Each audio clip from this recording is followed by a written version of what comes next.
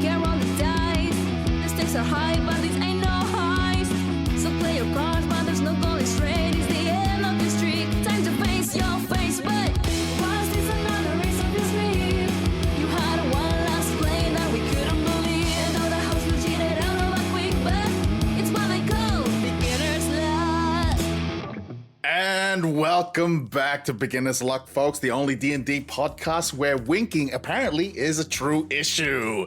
I am Larry, you are, well, no, not you are, I am. I am your humble DM, and I am joined by my lovely players over here, so let's please take it from the top. We have... Hi, I'm Bella. I play Annie, the Goliath Artificer. How do you do? Hello, I am Robert, and I play Gorda Sevrok, Draconic Sorcerer. Hi, I am Avia, and I play Raynor, the elf, the bard extraordinaire. Welcome, guys. Welcome indeed. So just really quick, which one of you can't wink again? Who has issues winking? That would be me. Oh, isn't that sweet? Yeah, you'd think Raynor would be able to wink, but I can't either. Instead, I make the moves with my hands like you did last session. Except they can't see what I was doing, except you guys. So, in saying that, I do have a little, this right here. And for those who cannot see, I have taken out the hand once more, flipping the blade. So, there we go. Oh yeah, Larry? Well... They can't see that, so it doesn't count. They can't see that, so it doesn't count. I was doing like the playground hand thing where you like, what do you call it? You pretend your hand is, what do you call it? The Jack-in-the-Box? Yeah, the Jack-in-the-Box. Uh-huh. Slowly rising your middle finger. Well, how about Fuck you, this? Larry. The question of the day. If you were to have a favorite TV show, what would it be? I think mine would be Antique Roadshow, followed by Black Mirror. Oh, I can see the Black Mirror. And also Okay. Antique Roadshow. Yeah, definitely. Okay. Mm-hmm. What about you, Godard? What would your favorite TV show be?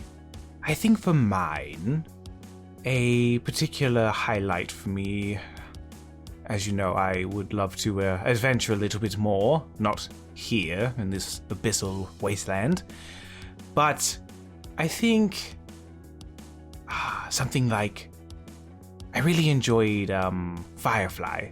We back, baby! We back! Oh, that's certainly a callback. Okay. Also was not expecting Firefly, so very good. And yes, welcome back, Firefly. You're being brought back on the air, so... Robert still needs to watch this. Lastly... Zen has no idea what you're talking about. Lastly, Raynor, what would your favorite TV show be? My favorite TV show? Well, I was watching Better Call Saul for a really good, interesting idea segment. Oh? He has some really good ways of thinking. But I also like Penguin. The HBO one. Not Pengu, not anything else. Just Penguin.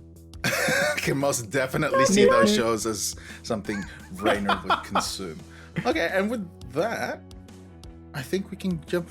What about you, Gimbal? What would your favorite TV show be? Real Housewives of Atlanta. That's a pretty good one. You're such a normie. And with that, we'll jump into the recap.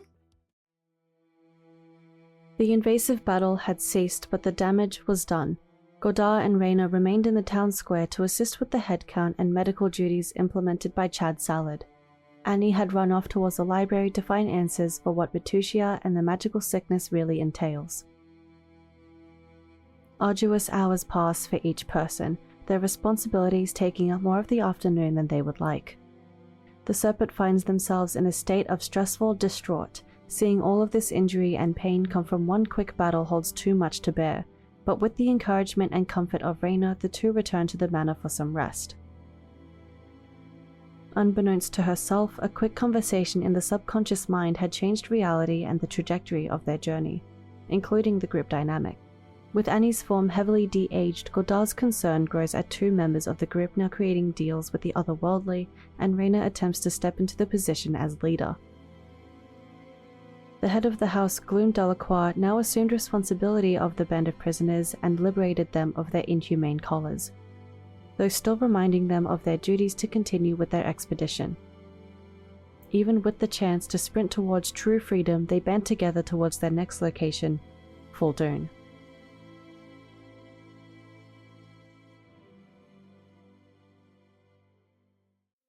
And Gimbal comes running back in the next day, calling for the rest of you. Well, for the three of you, saying that Samson is now calling for all of you once more. Guys! Guys! We need to see Samson! I'll get the baseball bat. Wake up! He's like in the hall. He's screaming. And he's muffled into her pillow. Fuck off. We are awake, you imbecile. Oh, but I mean, you just hear him scuttle away. That's okay, What's- Gimbal. I got you. Annie, get up! No, I don't wanna. Okay, well, I tried. Annie, you hear a knock on your door. What? You hear it open, and it is Gimbal that walks in. Samson needs to see us. So you get yourself out of bed, young lady, and we need to head out right now. And he throws her pillow at Gimbal. Alright. We're not gonna die this time. He pops the pill off, gets back. That's not how you treat your elders. As Gordar's walking past the door, just grabs him by the scruff of the neck. Leave her alone! Still his hands on his hip as he says that. Get up, young lady! The dragon of the wood is like the feet just like staying still, just like, and getting dragged out of the room. And he slowly sits up in bed. Her hair is a mess and she can barely open her eyes. She just saunters out of her room, leaning forward, still sleepy. Good, you're all here. I'm still not used to that. That's so unusual. It's no different than when she was old. Just give it a couple of days. Small attitude.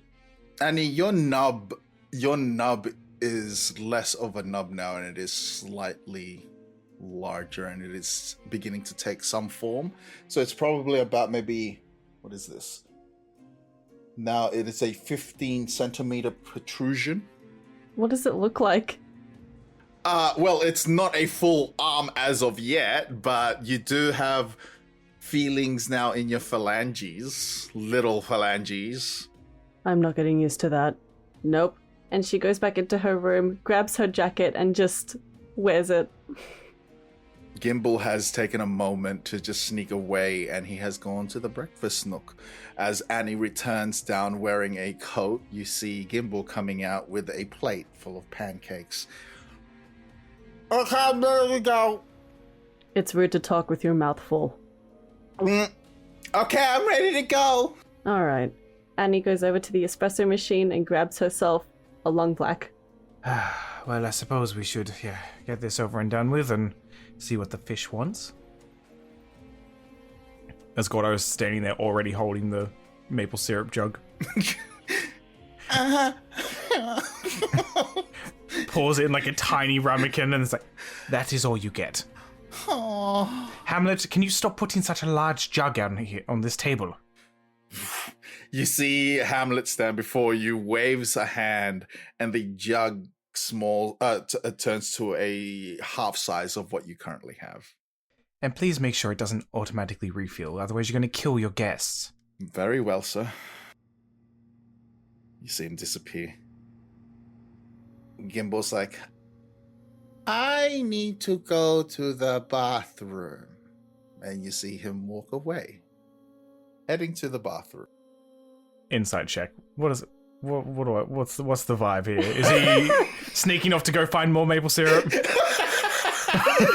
I do an insight check as well? I mean, none of you need to roll with this. He's clearly lying.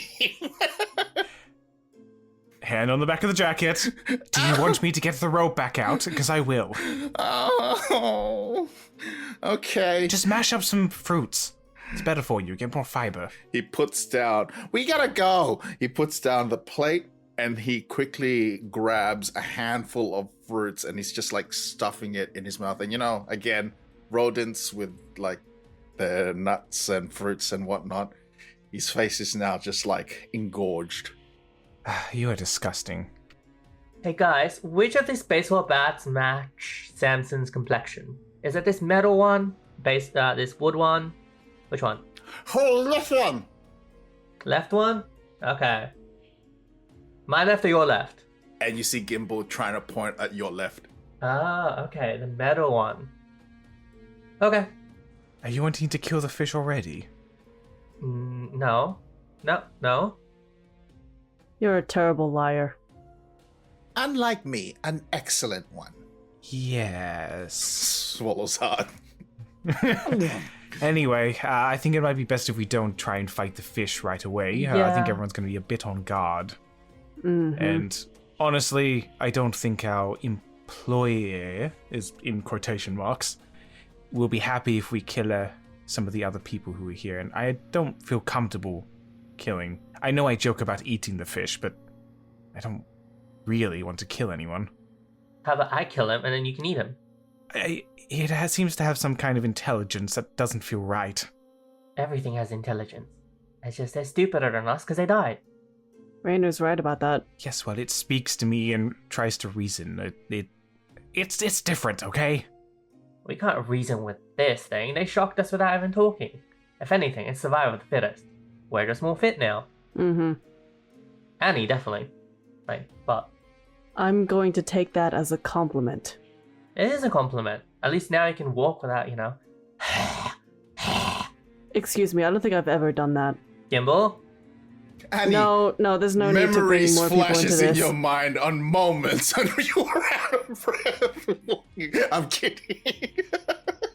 Oh my No. god, was I really that old? Shit. You went old, you. God, as mine flashes back to moments Yeah. where all three of us who were not designed We're for all- running outside are all dying from going up hills. Rainer, yeah. Rainer's already like crashed out, he's gone. And then he's just pointing at Annie like, Annie needs a break. And Annie's just like, what?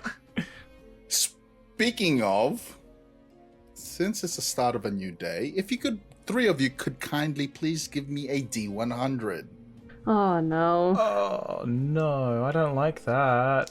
The worst part about rolling these D100s is that we don't necessarily know what it's for, or what our numbers mean. I think we know what it's for, but we don't know if high is good or low is good. Okay, what did we get? I got a 38. 85. 70? Larry looked a bit too happy Yeah, when Avia said 85. yeah. Rainer is the first to go. I'm just generally a happy guy, guys. So very, very happy. I mean, Annie was at 69 That was- last time. Shut- Good number.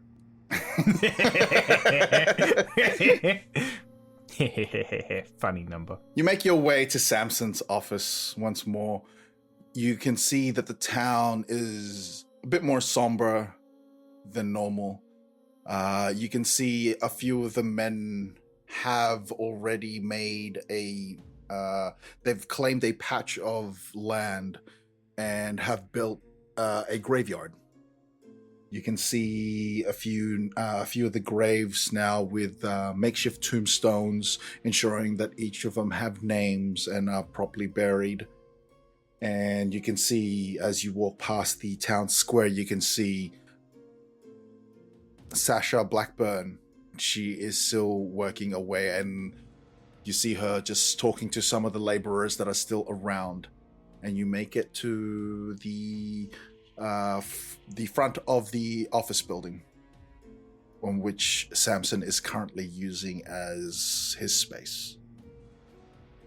Wasn't Samson's building destroyed and he was in the one next door? He is now in the one next door. We walked up to it and we're like, huh? As the camera goes towards the destroy thing and then just like, and tilts to the left. Oh, that's so sad. And he goes up to the front door and knocks. You just see Gimbal just walk right in. This place is relatively, as you peer inside, the place is relatively smaller than the previous place. not as furnished from what you can see so far. But you see Gimbal make his way upstairs. How does he know where to go immediately? I mean, he was here longer than us. I'm not testing it. I'm just gonna wait. I don't want to get. Oh, Oh, no, he wasn't. Right. not shock anymore. Look, let's just go. As you enter the building, this place, it looked like it used to be a home, a house. Again, not furnished. Most repairs have been done, but they're rudimentary repairs just to ensure this place stays standing. You make your way upstairs, and you see Gimbal enter this room. As he enters the room, he sticks his head back out to you guys. Well, come on, hurry, we gotta get going. As he pops back in. Okay. Annie, instead of going step by step, starts taking 2 steps at a time, 3 steps at a time. Just cause you can. Just I'm because not I doing can. that. I'm just gonna walk on the door. Like that. Okay. Well, as you enter this new office, you find that there are now a few seats available for the 4 of you. There is a far more cheaper desk that now sits in front of Samson. You can see paperwork strewn upon the desk, and you can see Samson sitting there with his hands together. And stands just off the corner is Gloom. Huh. Maybe they're in a meeting about new management. No good. The 3 of you 4 of you are now here. Take a seat. Raina sits. Annie stands. It has been an eventful few days, and it is quite a shame that we've lost quite a few. At least 24. Now, they are still searching to see if there are any more dead. But the show must go on. Sorry, but what do you mean the show must go on? Well, our task at hand. Why the 4 of you are being sent out. It may be prudent that you would leave soon, if not today. And why don't the 3 of you give me an insight check, please? Annie's keeping the trend going with a 3? Oh, okay. Gordar rolled an 11. Raina got a 19. Okay. So, Gordar, Rainer, there seems to be a slight tremble in Samson's voice. He seems rather nervous. A slight smirk is appearing in the side of Gordar's mouth right now. Yes, we'll be heading out to Fuldoon. And, sorry, who's this young lady? And where is Annie? She died. I'm her replacement. You see Samson, the little fish in that bowl head of his, just sort of turns towards Gloom. No motion from Gloom whatsoever. And he hangs on there for something, like any sort of response.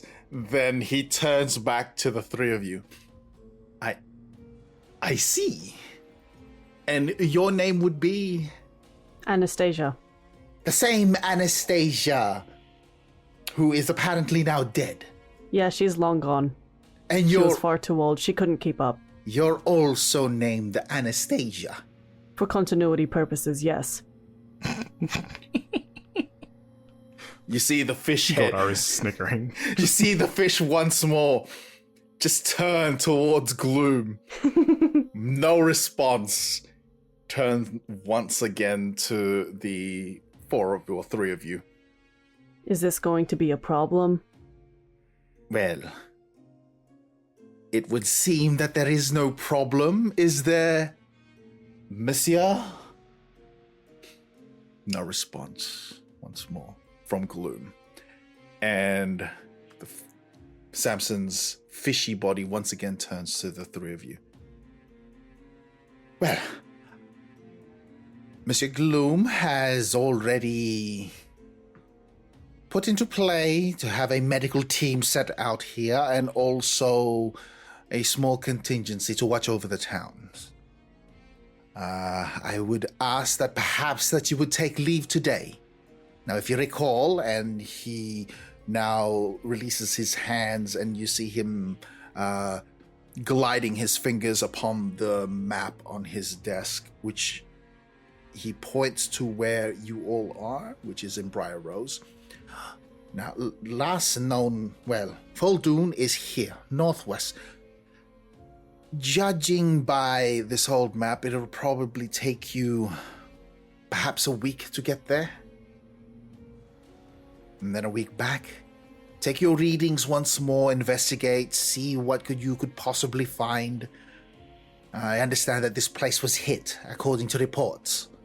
So, do what you can, make your preparations, and, off you pop.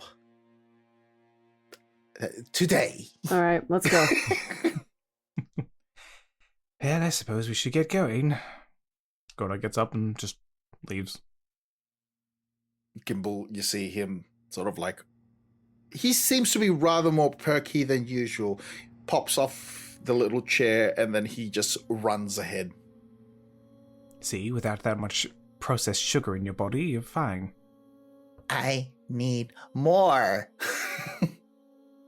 You will have diabetes. That's enough for you. He dies now, it doesn't matter to us. Also, why didn't you tell him... Oh, that's true, Raynor. Yeah, well, it still Yeah, Gimbal, is. do whatever you want. They told us that if he dies, we're in trouble still, so I think it still is an issue. Okay, but it's not life for a life now, is it? I mean, they can still kill us, yes. And he shrugs and she walks off. Okay, yeah, this is what I was talking about, Gorda. Maybe you should be in charge here, because she kind of seems a little laissez-faire, you know? Yes, it seems like not only has her appearance gone back to a teenager, but so is her personality. A little blasé. And her stubbornness. I think I will take in charge now. You do nothing of the sort, little one. Okay. Immediately No backs backburn down. at all. Doesn't fight for it. Goodness. Well, I suppose we should get our gear and some resources and head off. Yep. Do you need to do anything? Not particularly. I don't think I need to do anything. I know that Annie did. Annie! You're just What? falling out. Do you need to do anything? I need to make adjustments to my arm and finish off Gloom's. Other than that, I'm all good to go. How long will that take? No more than an hour. Okay. Make sure you go to the bathroom before we leave. We're not stopping. Oh, speaking of, you see Gimbal also run off. I'm sorry, I had to. Raynor is gonna go to Sasha. Okay. What about you, Godar? What will you be doing in this hour? Will you be joining Raynor? You're gonna head back to the manor? I think he's just going to tag along with Raynor at the moment. It's not really much for Gordar to do, being a spellcaster and whatnot. Like, there isn't a lot of gear apart from... I guess he'll come along and then trying to acquire some, like, rations and stuff for the road. You did acquire the rations that you all required for this trip. Oh, he did? Yes. Yeah, It's all then in he's the just bag tagging of along. holding. Yeah, there's nothing else he really needs then. He's just tagging along. Okay, so, Annie, you've gone ahead and headed towards the manor. Though those who are left, Raynor and Gordar, and with Gimbal in tow, you head towards the workshop where Sasha is. And you find her still doing what she normally does, is working on some piece of equipment. And you occasionally see her talking to some of the laborers. You overhear of some talks of doing repairs, rebuilding some of the buildings that have been torn down, and also and what they, how much material that they need for some of the other graves, because they're still working on that. But as the three of you approach, she stops. Boys, Gorgeous. insight check. Interesting approach. 13. Okay, let me just roll a dice here. Oh, she with that 13, she was you can tell she was definitely taken aback for a moment when you said that, and she was just like, hey. Then you see her sort of like kind of try to compose herself, and okay, what is it that you boys need? He's gonna lean in a little. So, you know that armor you made for me the other day? It was really helpful. She takes a step back. Uh-huh. I was wondering if you had any ways of improving it. Well, it is a vast improvement to what it once was. I don't think I could do any more unless you get something new. Oh, shame. What about something for my friend Gordaka then? Yes. What?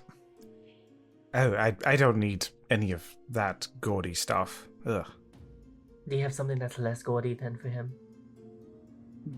What do you mean by gaudy? None of this have any sort of flair to them. None of it have any gold, so to speak. Oh, is that what gaudy means? Oh, okay. I thought it just meant, poor looking and brown. I wouldn't describe that as gaudy. I would call it practical, but... Gorda. Seems I should have fired my teacher. Are you also... Just a moment, Sasha, for a moment. He's gonna take Gorda to the side. Listen, we need to survive here. I don't trust that... The way they'll talk about Huldoon, I don't know if we should be going into this without proper preparation. Yeah? It isn't... I haven't really been that majorly hurt the last couple of times. It's not hard. It's not that easy to hit me. That is true, but would you rather have something? Like, it doesn't matter if it's armor or something, but like, maybe a crossbow, a dagger, or something? Oh, I have a dagger. That's not... You want a better dagger? You can sharpen it. I mean, I don't see why not, but I'd prefer not to get close enough to use it. Last time... And the girls protect me enough. That is true, but last time we had to deal with, what was it, a spirit? Something? They got pretty close to us. Yes, but that was a little different. We had Annie shooting us with a flamethrower constantly. Yes, and... I don't think a dagger's going to help me but with that's that. also part of the reason why I'm saying we should get prepared. Annie is young now, which means that she can probably do a lot more. That is true, but this person doesn't seem to... I think really the major upgrades we could get is akin to a magical, but this person doesn't seem magical at all. At least we should get our standard, like our base high, right? I mean, if you want for yourself, but I don't think anything she has would help me. Okay, that's fair. So, Sasha, we've had a lovely discussion. Would you just mind sharpening our daggers? Well, yours had been worked on already. Let me see what you got. Points at you, Gordar. Gora pulls out their dagger. Okay, I can work on this, but you'll have to give me about an hour, maybe. Still need to sort a few things out with the crew. Finish up a few things. Is that all right? That is fine. Hopefully I don't need to cut any cheese anytime soon. Well, all right. Cheese. As she turns her back to you guys, and she now reconvenes with some of the laborers at hand. Annie, you are now back at the manor. You are at your room. Okay, I need a few materials. I need leather, I need porcelain, I need steel. Alright. She leaves her room and she goes towards Tink's lair. you head down to the basement, and you find yourself in this, well, I guess you could call it a workshop, but it seems to be very not like a workshop at the same time. You see a huge orcish man just by the door as you enter, and you can just see Tink sitting behind a desk. Yes. I'm wondering if I can borrow a few materials. I'll pay you back somehow. But okay. You understand that forms need to be filled for these. You see him look over to the big guy for this request. And you see him shuffle through the paper, and he slides across to your requisition form. Go ahead and fill out what you need right there, and I'll see to it that I can get what you need. Thanks. Annie just realizes that she doesn't have her dominant arm on her. Her dominant arm is the left arm, so she scribbles down her name and the items that she needs. She needs steel rods, she needs some kind of leather, and she needs just a few thin things of wood and porcelain pieces. Scribbles that all down. You see... give me an insight check, actually. Interesting. Okay. 10. As you're writing on the paper, trying to fill it out with the requestee and then the items, date and everything, he quickly grabs the paper from you and the ink trails, and you see him look at it. And you see him look over the big guy. And you just see him nod. You see Tink nod to the big guy. The big guy steps over and just grabs you by the shoulder. Whoa, hey. It looks like that you're impersonating someone here. Right. No, I'm the same person. You're not Flint Fingers. I am Flint Fingers. You're not. Yes, I am. You're not. Yes, I am. Flint Fingers is a name from and is someone who is... Forgive me for saying, but you seem to be a little too young. Well before your time, miss. My name is Anastasia Flintfingers Bones. You asked me to take a photo of a dragon, and she goes into her bag of holding, brings out Tink's camera, and shows him the photo of the dragon that she took yesterday. Oh, interesting. Persuasion. The DC is going to be 15. Finally, a good roll! I got 18. You see him sort of lean forward, and he removes his the goggles that he wears, which now sits upon his forehead. This is the first time you've seen him without anything obstruction on his face. As he removes the goggles, you see his eyes stares deeply at you, and they're unusual for a Warforged. His eyes are very human-like as he stares deeply into you. Annie holds eye contact. You see him jump up onto the table and then over it and then straight into you, and he's like just almost manhandling you.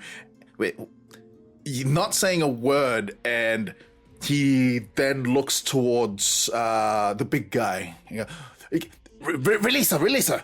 And he removes your coat.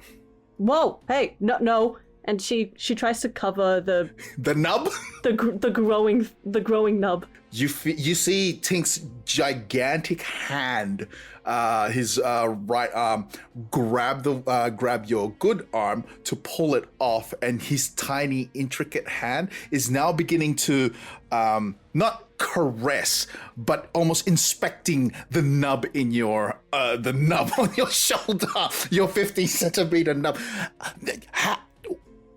Looks at you again. How? I wish I knew. And by the way, this is incredibly intimate. Take me out to dinner first, please. Damn. I don't eat. But this is interesting. Let go of me. Yeah, he's still holding on to your what do you call it? Your good arm with his big metal one. Has not let go as you say to let go. We could do more.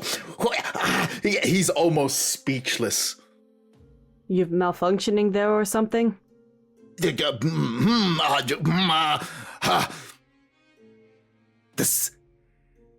the dirty noble know about this? Not yet. I haven't exactly told him.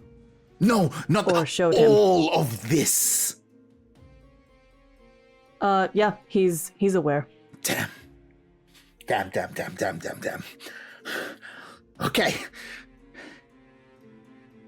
Okay. What is it that you need again? He's looking over the paper. Oh, you need this. And then you can see the trail, the trail that you had made as he's pulled the paper. So you need these metal rods, and he's listing what you list. What are the things that you have left out? So what exactly again that you have on your list? Leather, like pieces of leather patches, pieces of wood, long but thin planks of wood, steel rods, and damn it, there was something else. The porcelain. Yes, that's right, the porcelain pieces. Yep. So you see as, yes, I see, okay, and he's now going through piles. Just, you can see what you can only assume is trash everywhere. You can see him now going through these piles. He's throwing bits and pieces everywhere. And you see him grab a sack, which he throws upon the table. And as it lands on the table, you see leather pieces just fall out of them.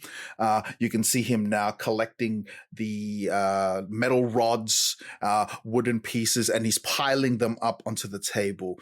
And eventually he brings also as well some porcelain, and he's gingerly lays them upon the table as well. What are you going to be doing with these? Well, I need the wood pieces to make a wand. I need the porcelain pieces to make Gloom's new arm. The steel is for upgrades to my own arm. And just some personal projects. Your arm? You mean the nub? It seems to be growing by the looks of things here. Look, unless I know more about why my arm is growing and if it's going to keep growing, I'm going to keep using my mechanical arm. You occasionally just see him look back to the big guy as you're talking. And he leans in real close. Yes, these will be very good for wands. Would you like some explosives?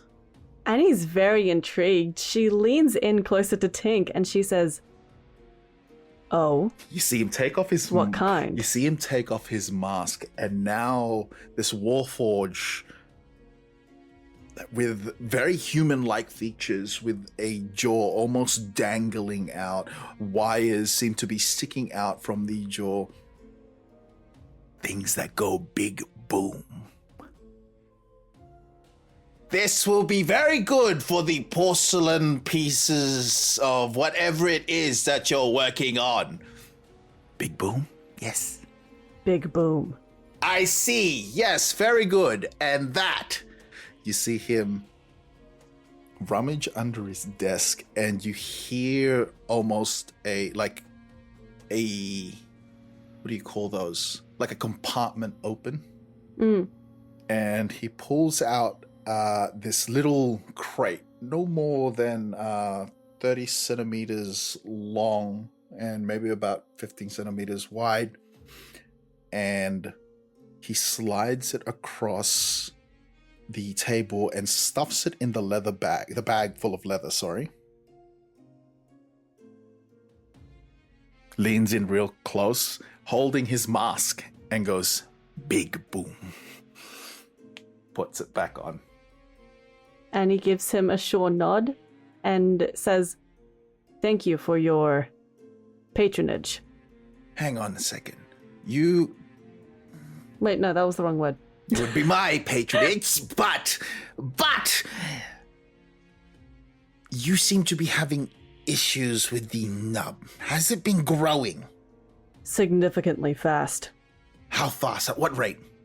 Well, just yesterday morning it was only maybe less than 10 centimeters, but now it's close to 15. So maybe 5-7 centimeters per day. I'm quite terrified, actually. Give me a minute. And you see him rush over to the trash once more, and he's now beginning to just gather all these materials.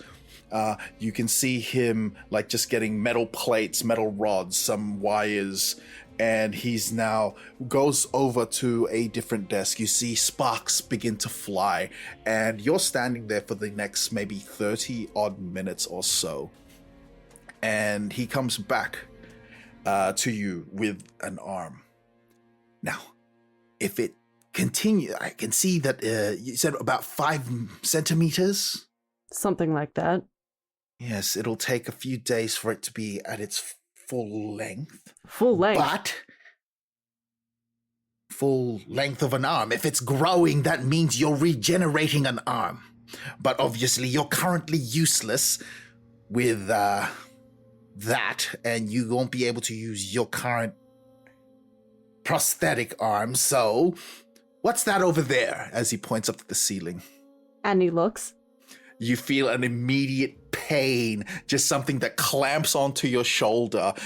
You feel your skin being pierced, and now grab on, as he yells, and your little nub hand can feel something inside to grab onto. No, I don't like this. What have you done? As you say that, you grabbed onto that little thing that is inside. Your little hand had grabbed onto something, and you now have a working arm. When you say my hand grabs onto something, are you saying that as if my hand has its own mind? Or... Well, okay. Think of it like, what do you call it? Like a handle. Okay. Inside whatever it is. You look down and there's this now prosthetic arm that is attached to your shoulder, and your little nub has felt something in there to grab onto. Okay, interesting. This is... Okay.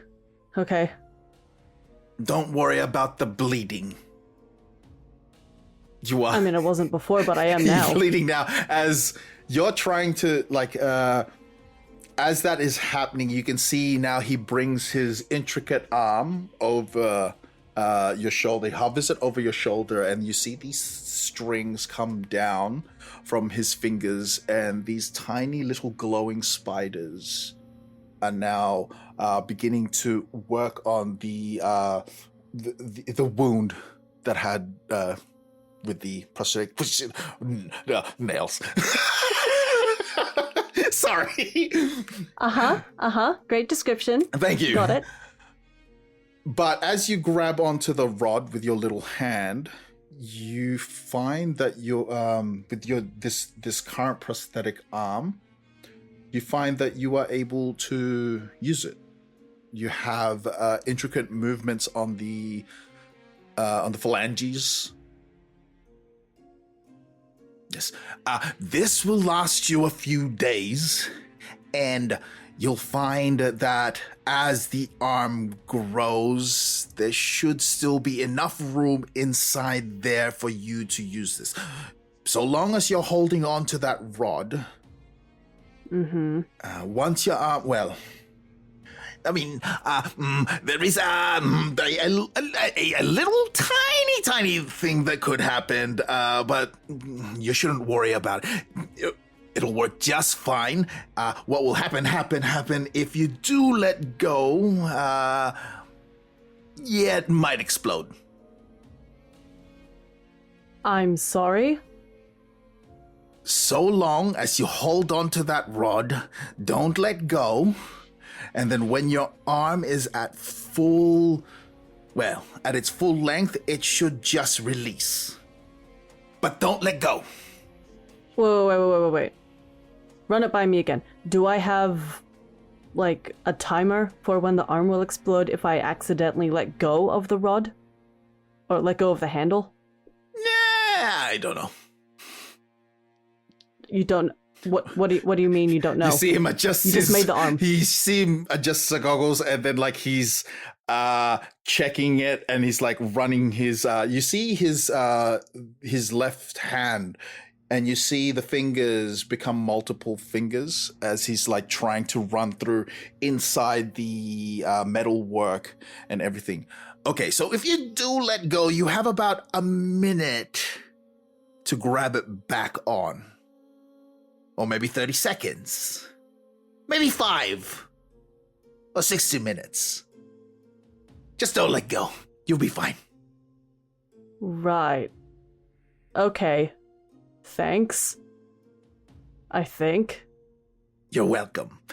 Do you need help with these bags? Yeah, I think I might.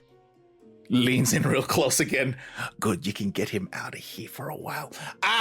Voldak, if you could just help the younger lady with the bags and the metals and the rods and the porcelains and things. Please.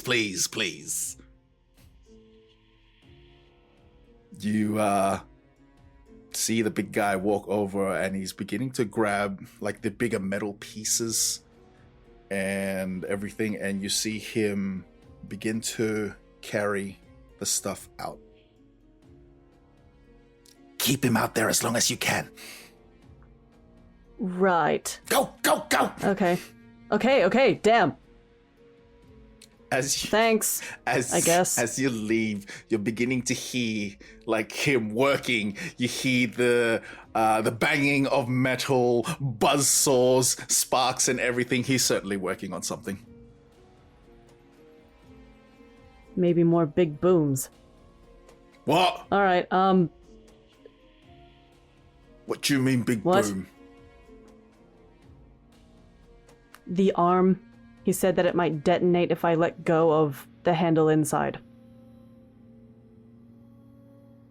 He puts the stuff down. You're on the staircase. At the top. I think you can take this, if you'll excuse me. No, I can't. Hey, no. Voldak, no. I do need help. Please. Give me a persuasion check, please. That's another 18. We're lucky you're a little girl. Picks him back up. Yeah, thank you. As he heads with you. And he's looking at Voldak. What does he look like? So, stands nearly at, how tall was Voldak? He's 6'8". Same height. Muddy complexion. Long hair. He's grizzled. He seems to be old. He also has a prosthetic arm, his right one. And on his prosthetic arm seems to be not exactly clean. It's very much worn, but it doesn't look like junkyard scrap like your current arm. You can see the head of the wolf upon the shoulder. And you can see him with the prosthetic arm. He is wearing a tunic with the that side of the right side. There is no sleeve. He doesn't seem to be carrying any weapons, but he's helping you carry all these things. He has... Now looking at him, he also seems to have very wolf-like features with his fangs, rather hairy, more hairy than hairier than most orcs that you've seen, and especially around his arms, it's almost as if it's not like completely covered in hair, but it's beginning to like sort of resemble fur. So... And he's a big fella, so he's grabbed all these things, like, the sack and the metal pieces, and you've also got some on you as well as you carry the things out. So, Voldak, what brings you to the manor? You mean this one we're in right now? Do you see any other manor around? Well, the one at Antilles is where I'm normally at, but I'm here right now helping you carry this. Uh-huh. Okay, got it. What's with the third degree? What? Why are you grilling me? No, just trying to make conversation. Children don't normally make conversations with me. Voldak, I'm actually a 50-year-old woman. Uh-huh. Sure. Where am I taking this? Up to my room, please. Should be just this one. Do you want me to bring it in or something, or are you happy for me to leave it right here by the door? Closer to the desk, please. Right. You see him walk in, and he just plops down all the stuff by the desk. And that's it. That's it. Bye. Thank you for your service. Walks out. It's no service at all. As he stomps away. Rainer, Gorda, do you return to the manor in the meantime, or are you remaining there just waiting for Blackburn to finish her work? Gorda doesn't have any real place to be, so that's really up on... Okay. Rainer is probably going to go to the mess hall, the cafeteria. And yeah, he's just gonna, he notices that, it's still probably a lot messy, right? Yeah, there are still folks who are still recovering. Oh, I forgot about this place. He's gonna look for Chad. You see Chad just by near the kitchen, just sitting, and you see him smoking a pipe. Hello, Chad? Not son? Yeah, mm-hmm. Do you have any, anything sweet? We're heading off, so... You see him get up from where he was sitting, and he lays a hand on your head with your hat, gives it a light ruffle. Right, he goes at the back, and he comes back out, and he comes out with just a tray of sweets, some pastries, and you can see a couple of wrapped candy and such. Thank you. We'll get out of here now. You see him sit back down. As Rainer takes it and heads out, with Gorda and Gimbal behind him, right? Yeah. So that he's just gonna find a quiet spot, just here you go, handing it to both Gimbal and Gorda. You see, did you hand him a candy or a pastry? Pastry. Oh, okay. So he's sitting there and he's nibbling on it. Oh, thank you. You're welcome. Gorda, pulls out a little napkin, folds it up and then puts it in the pocket.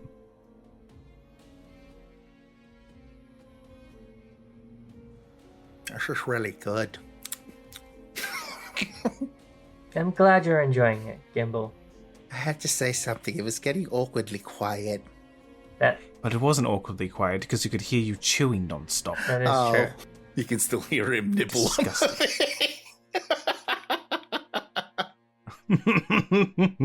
It has been an hour at this point now, or a little over an hour. Annie, you've worked on... you were able to work a bit more on Gloom's arm now that you don't have to currently worry about yours.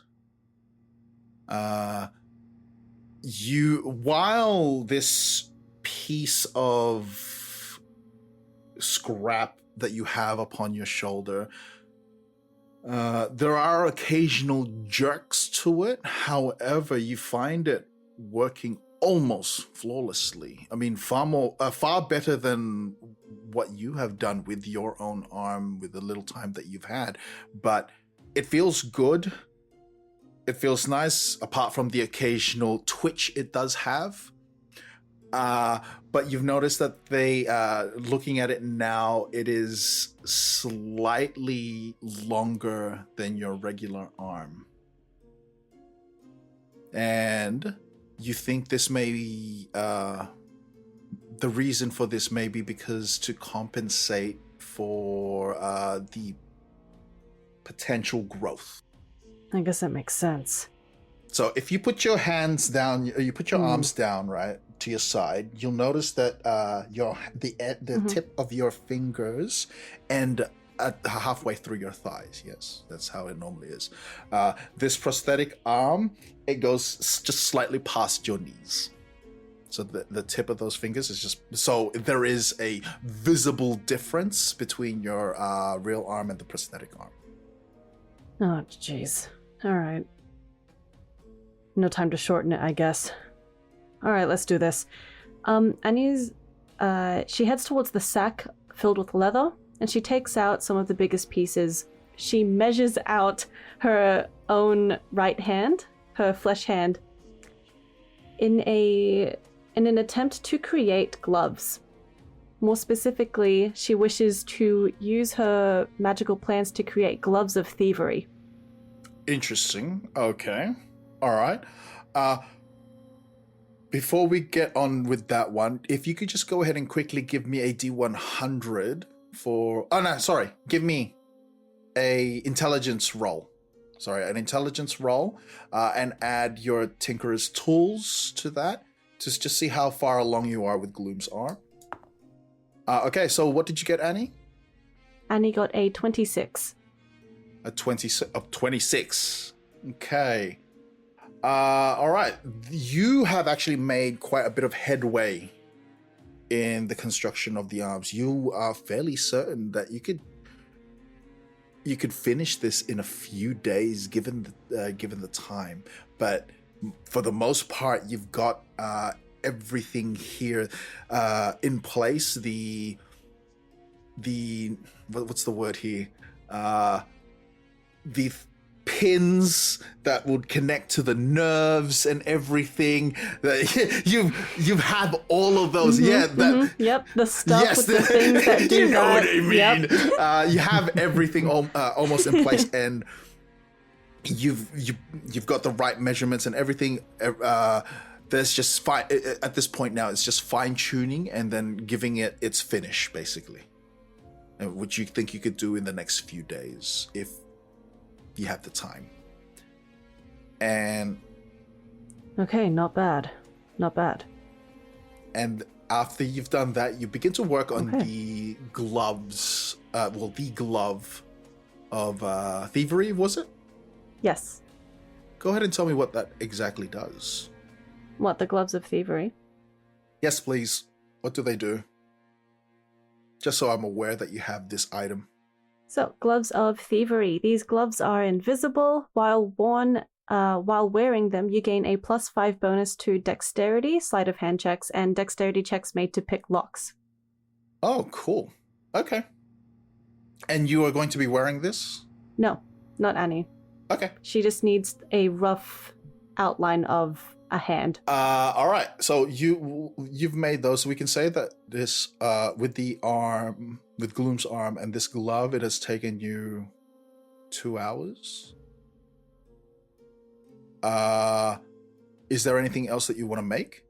There is one more. Annie would like to grab the wooden pieces and create a wand of the War Mage. Cool. So you spend the next hour creating that. So now that you've worked on 3 things, just real quick, let's just zoom back to Raina, Gordar, and Gimple. Are they still like sitting there in sound silence? I just think it's funny. It's just like, yep. Yeah. Yep. Okay. Yep. Just as she said, she'd only be about an hour or so. Getting close to I midday. mean, you can check on Annie if you want. We Exactly. we don't know what you're doing. But she can But- just yell at us for getting out in her way. Speaking of, the three of you sit there in abject silence, waiting for Annie as Annie approaches, all prepared for the trip. And you notice that there is a new, new is subjective here, arm attached to her. Sorry for the wait. That took you some time. What is this? Did you do something with your hair? Listen, this was not of my own design. No. It matches you, the hair. Thanks. It's a mess. Some pieces of it looks absolutely rusty. It is proper junkyard sort of motif we have here for this prosthetic arm. Probably best if we just ensure you don't cut us or yourself. I don't think I got my tetanus shot last year. Annie's looking at you with a very blank stare. She's very unamused by that comment. What? I don't want to die. You're not going to die. If anything, the magical sickness will get us quicker. Yeah. Magical sickness. Well, I don't want to die of two things. We should head to Sasha's first. Okay, Get our stuff and then go. sure. And I still have the rations as well. They're just in here, and she holds up the bag of holding. Okay, good. Well, let's get on the road, shall we? Obviously, get our daggers first. Four of you make your way now back to Sasha's. And as you are approaching Sasha, she sees you. Yeah, I have it all complete. And who is that? And what is that monstrosity on your arm? Well, where your arm should be. Sasha, it's me, Annie. Ha! Ha ha! And believe me, this arm is not of my own creation.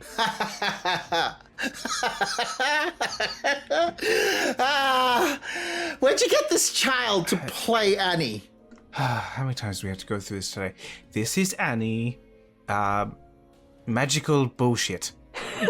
The end. Wait. I made a deal with a tiefling. I'm sorry? Is that speciest? I made a deal with a tiefling to make myself younger.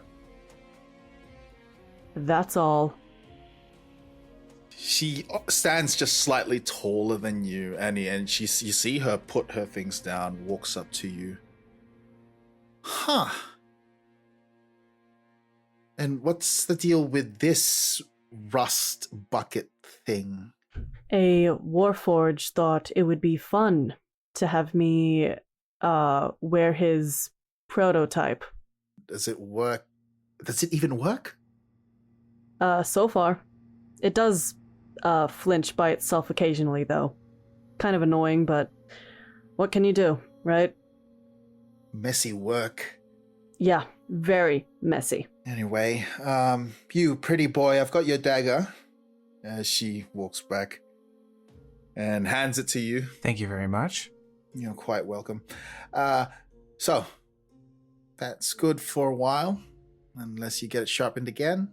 So for now, that is a +1 dagger for the next... how long did I give your +1 dagger, Rainer? I have no idea. We'll say 2 weeks. Yay! We can find out later. I don't remember what I Figure said, that so out. we'll say 2 weeks. So yeah, that should be good for the next 2 weeks. Well, thank you very much. Anything else you guys need? Not that I can think of. You got bolts, don't you, Gimbal? You just see him dive behind, dive behind Sasha, and she's just like, ah! And then you see him just pull out a stack of bolts, like, just over his head. And she's just like, I don't think you need that many, as she grabs it off him, and you see her hand him about 30 bolts. Oh, actually, Sasha, do you have any bullets? What now? I forgot to make some. I think I'm running low. Oh, for your thing there. I don't have anything like that. I've never worked with anything like that, so I don't say I have any ammunition for it, unfortunately. This whole time, Damn. she has been ignoring Rainer, not even looking at him. She's had her back to him the whole time, as much as she can. Fair Rainer's just like kind of just smoking. Like, eh. Nonchalant king.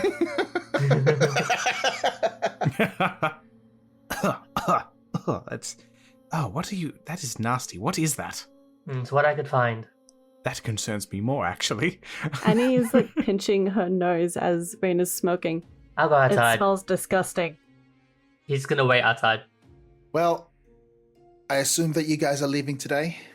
Yeah. All right, well, stay safe out there. Come back in one piece. Well, you in two pieces, I suppose. Uh-huh. Little joke. She says, little joke. And, All right, well, we must be off. all right. And she now, you see her put on her gloves once more, these huge leather-like gloves. And she begins to work once more as you guys leave. All right, everyone, we've done enough dilly-dallying. We need to get going. It's about midday already. Yeah, all right, let's just go. Goddard just starts walking towards where he thinks is north. Can I do a check? Yeah, sure. Give me Can I do a check to see if I'm going the right All right, direction? so those of you who wish to know the correct direction, please give me an intelligence check. Like the DC it is a lot harder to tell because there is no real sky. Can I do a survival? Oh yeah, survival check. If you want a survival check or an intelligence check. To make up for the fact that Annie did roll a natural 20 for that 26 earlier, she rolled a natural 20 again for a 23 for intelligence. Young Annie fucking has it, Damn! dude. Very Hell yeah. good. Oh, the dice gods have blessed me this day. Gorda rolled an 18. Rainer rolled a 10. Rainer seems to be determined to walk in a different direction, while the both of you, Gordar and Annie, seems to be certain on which gate to head towards. Annie, in that few moments, you recall that the compasses don't work so well here. But the both of you do remember you all came from the east gate, and you know which is the north gate. Rainer, you're like, yeah, I'm pretty sure it's this way. Yeah, I don't care. It's I'm this going way. in one way will lead to us. And Gimble's just like, and it's just kind of watching Rainer walk away. Do you want to drag his ass back, or do you want me to? Annie turns around and she just quickly runs towards Raina, uses her left arm because it's a lot longer, grabs him by the collar and just starts pulling him back towards the correct direction. Ow, ow, ow. Could have just said it. Ow. It's so I sharp. don't think you would have listened to me being a child and all. Genius. Could have tried. She has a point. So, with this crew, this coterie, you head to the north gate and begin your trek towards Fuldoon. And we'll take a break there. How's that sound, huh? Sounds good. Oh. Yeah. Okay, we'll be right back, ladies and gentlemen. Yes. Yeah. What? I don't That know was a I don't know sound. what that was. Let's not talk about it. Cut that out. Cut that out. Cut that Here's a out. word from our sponsor. It's okay, I'll cut it. I will. Makes that the fucking part of the theme song. Hi there. This ad is proudly brought to you by us. We had a few offers from some of the businesses within Antilles City, and they were all either lowballs or products we don't agree with. Have you ever heard of those new dang astral inventions? Well, we won't let any of that AI near our podcast. No, here at Beginner's Luck, we only promote the best products, and this week's, it's us. Do you listen to the pod and not follow us on Instagram? Instagram is probably the best way to keep track and up to date with our production and goings on. You'll see amazing art by our DM for the title cards each time an episode is released, artwork of characters and creatures we encounter, plenty more to come in our current pipeline. You can follow us by searching Beginner's Luck TT, the TT stands for tabletop, and let us know on the post what you loved about the episodes. Any interaction is greatly appreciated, and we thank you so much from the bottom of our hearts that you're here with us on this crazy journey. And I think with that, I'll let you get back into the episode. And welcome back. You and your party have just left Briar Rose. You make your way through the roads that were previously here. This location is well documented on the map, and it is a place that was well established before the war. You find yourself on the old road that you were on previously, this wide, very wide road, which is almost like a highway.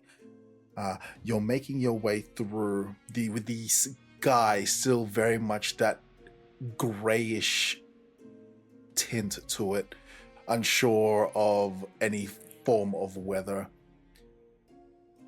Again, going by the trees and the occasional strange wildlife that you had come across previously, rabbits with unusually sharp fangs, the occasional two-headed deer that would just skip along the road. And you take a few nights here and there.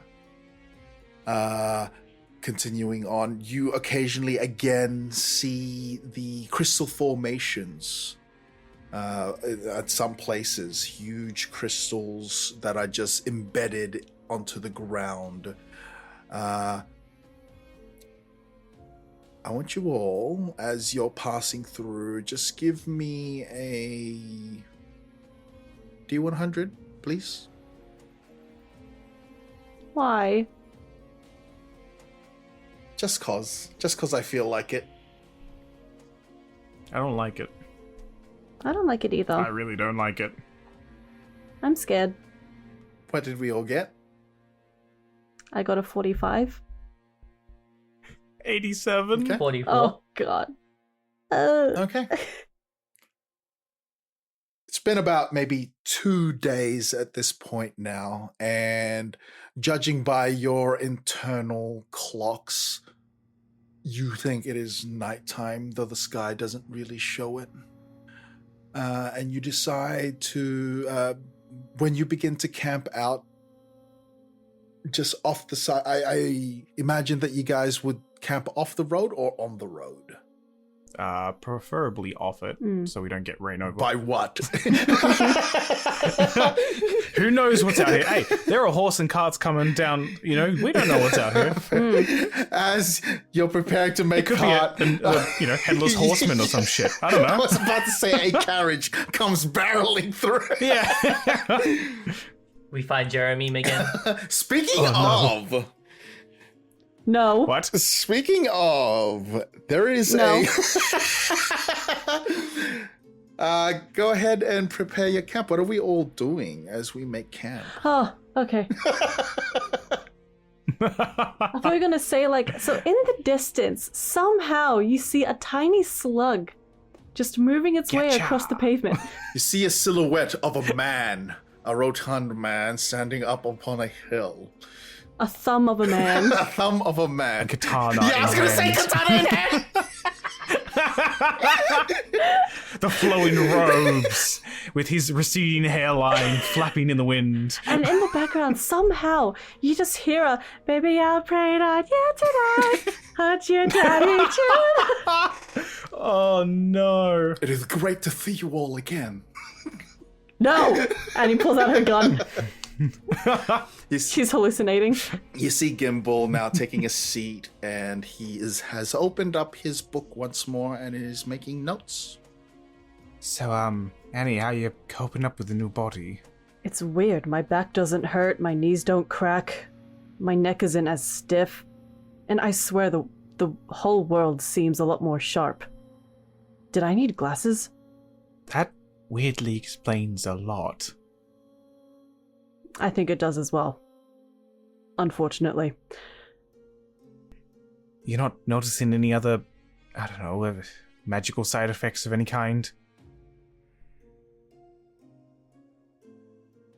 Just want to ensure that there was no, I don't know, something has happened here, obviously, and is there any downsides of any kind, or anything? Nothing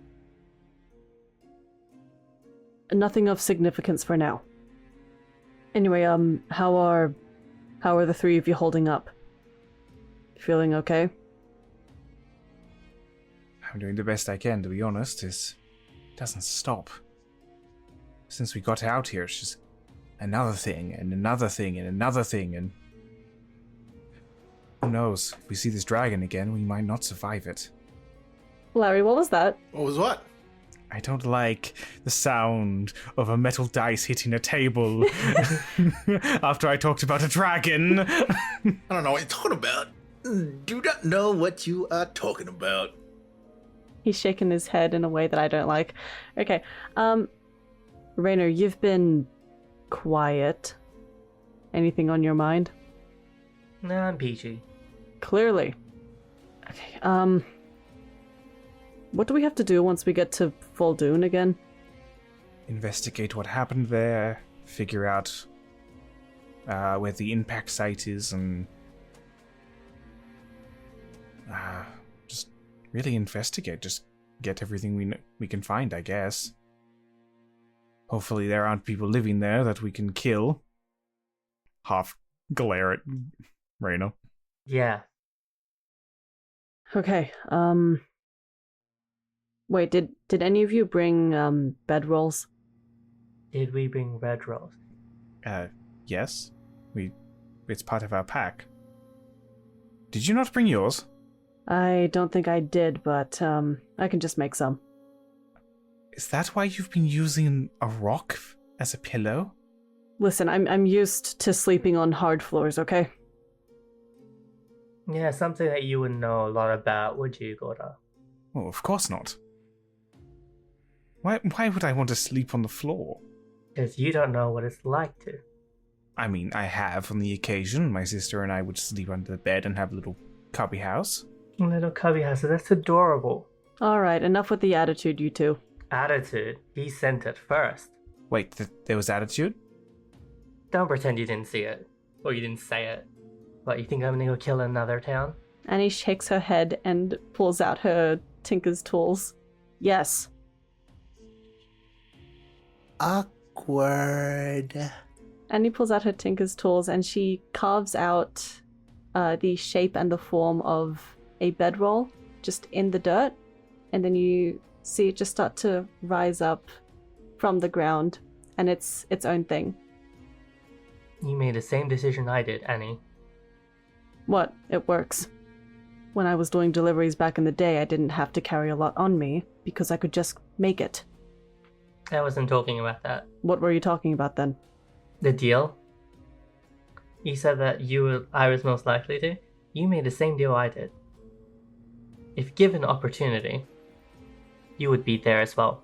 Right, but as far as I'm concerned, I didn't have to sacrifice a bunch of innocents to do so. Innocence? You mean like how you were making weapons for every single person? You were the biggest weapon dealer I heard. Higher than Coppernickel. Your hands are more dirty than mine. Annie looks towards the ground. I didn't directly hurt anyone. You didn't directly. I didn't directly hit anyone either. I made a choice. Isn't that what we just both did? We made choices? How dare you think you're better than me? Annie stays silent. She doesn't say a word.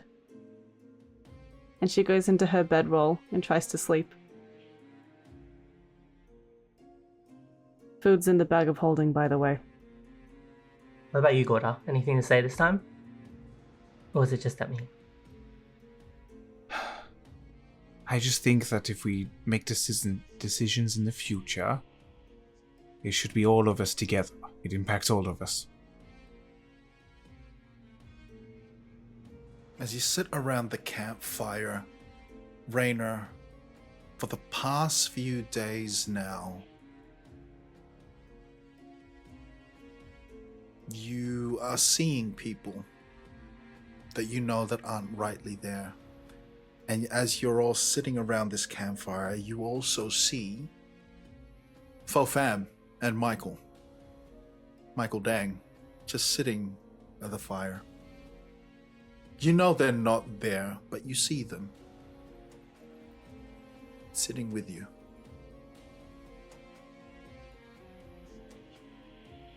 Have you guys come to yell at me too? They never respond. I did what I needed to. I did what I needed to. I picked the right decision. It's no different to what I've always done. So why don't you fuck off? As you say that, they're just gone. Go bother someone else. A cold wind blows, and you all feel a slight chill. Were we asleep during that? Annie might have been, because she went to bed. I think you would have kind of done this away from them. I thought that was we had fallen asleep and Raina was like keeping watch and that. No, I happened. imagined it where Annie went to bed, you guys were sort of like sitting by a fire, and as Rainer would like look, he would just see the other two, like maybe sitting next to Gordar, like just, and then he would have walked away. But then Rainer, as you would move away, you do sometimes see them at the corner of your eye on occasion now and then. It doesn't happen since you left that place, the City of Gold. It hasn't been very frequent, though recently, maybe in the past 3 days, seeing them. Sometimes you're seeing other people from the if you remember that old meeting hall, you see the other people there, those other folks that was there. You occasionally see them, and the frequency has more or less have increased. Haunted.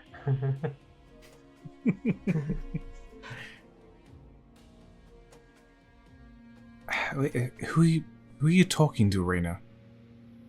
Nobody. Well, I'll take first watch if you want to get some sleep. It seems like you need it.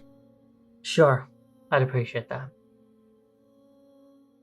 Rainer, as you head off to bed, Gordar, you take the first watch. You stare at the fire on occasion. You see Gimbal, Annie, Rainer take their sleep. Occasionally, Gimbal tossing and turning. Hey, yeah, the maple syrup.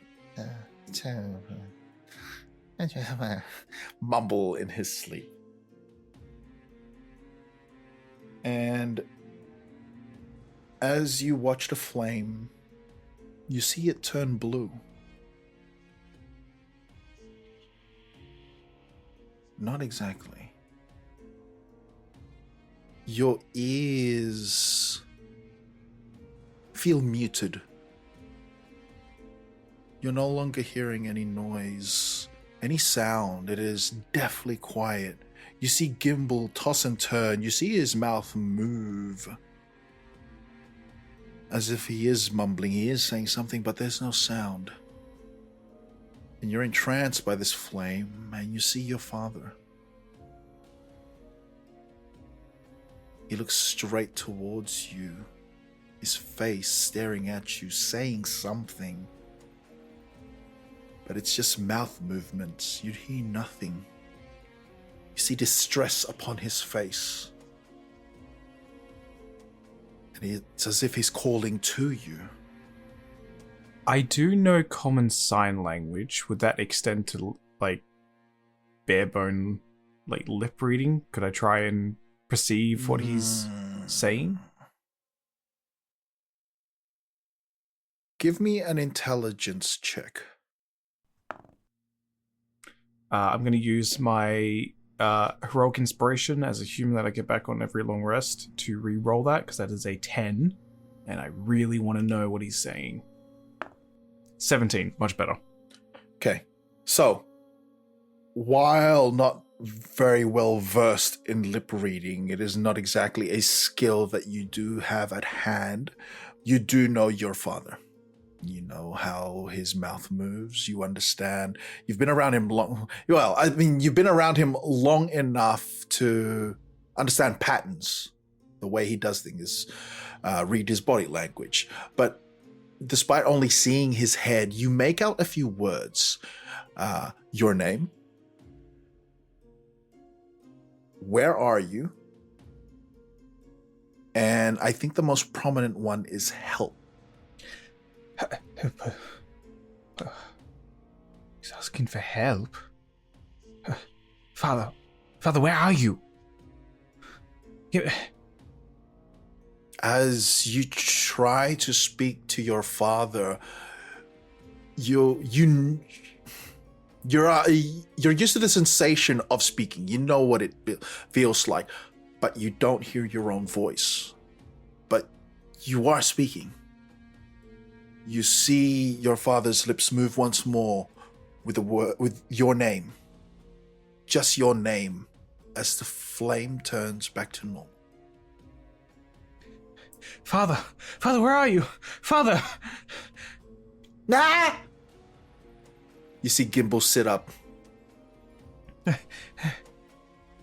Godard's getting uncomfortably close to the fire now, to the point where it's starting to burn a little bit, being too close.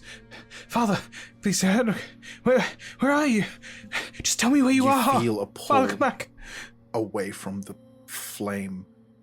Hey, what are you doing? You're too close. Get Falls off back. me! It looks back at the flame now, and it's just bare normal fire, and just staring longingly. No, father was there. He needed my help. Godard, are you okay? I'm fine, Gimbal. My father, he used magic to try and talk to me. You mean your dad? Yes. If you didn't interrupt me, I could have been able to talk to him more. You were kind of loud and you woke me. You were screaming. It doesn't matter. I'm going to sleep. Take the next watch. Okay. Goddard lays down, eyes focusing on the fire as just grabs his necklace and is just staring, just really unsure about what to do. Gimbal sits by the flame and watches it as you head to bed. Hello, Annie. What the? Oh, it's you. You're sitting on a chair, quite a comfortable chair. It looks like you're sitting at a library. Not like the one at the manor. You see light streaming through. How do you like your new, body? It's different. I haven't felt this in a very, very long time. Yes, I imagine that would be the case. I feel rejuvenated. Feel more alive? Yes. Good. Your friend over here, and he waves his hand, and there's a tear, almost a tear within the fabric of this reality. And you see the campsite once more, and you see Raynor sleeping. He's pointing at Raynor.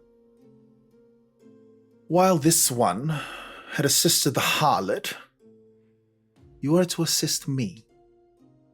Yes, I believe that was the deal. That is correct. Now, I've given you my end of the bargain. Mm-hmm. And I understand that you're heading exactly where I need you to be. Coincidence? That may be so. Voldoon, correct? Yes. You'll find me there. And you will... Where? At Voldoon. Where specifically? At the heart of the city. Great. You will release me. Free me. I crave what everybody else has. I crave what that harlot has. You want Raynor? I want freedom. God only knows what she is up to. I want that. And what is it that you want in your freedom? No, that doesn't concern you, my dear. I believe it does. Why? You've gotten your end of the deal. Remember, I can easily take it away. That may be so, but I believe I have made some mistakes in my past where I didn't ask for motivation. Motivation, is it? As everything around you begins to turn, the books begin to fly off the shelf, and in almost an instant, this being dived towards you. You are now pinned to the ground with both his hands around your throat, face gaunt, with the other faces once more appearing at the side of his head, flames ablaze behind him. I can take your life. You could die right here. Is that motivation enough? Yeah, sounds good.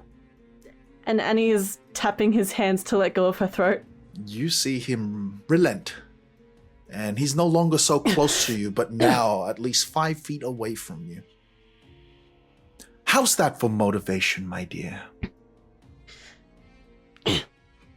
Crystal clear. Should also be thanking me for also restoring your arm. I believe it's in the process? It's not part of the magical sickness. No. I thought that you would work better at full capacity, having all your faculties, including the missing arm.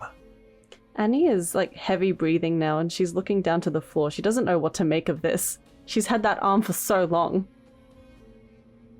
To have it restored is just... Here in this space... I don't know what to say. In this space, you actually have both flesh arms in this space. It's nice, isn't it? It will be functioning the same. Of course. There's no side effect. Certainly not. A deal's a deal. I gave you youth, and I gave you a little extra. One would think that you'd be very grateful for the gift that I have given you. She says nothing. Yes, that's right. You are at my feet. You are at my mercy. You made this deal. You belong to me now. Do not squander this opportunity. Oh. Before anything else, let me just say, and he comes real close, but not in the same speed as before, just a little slower. Face to face, you now see his handsome face once more, just so close to yours, and in a whisper he says, "Wake up." Wait, what's your name? As you say that, everything fades and you jolt awake.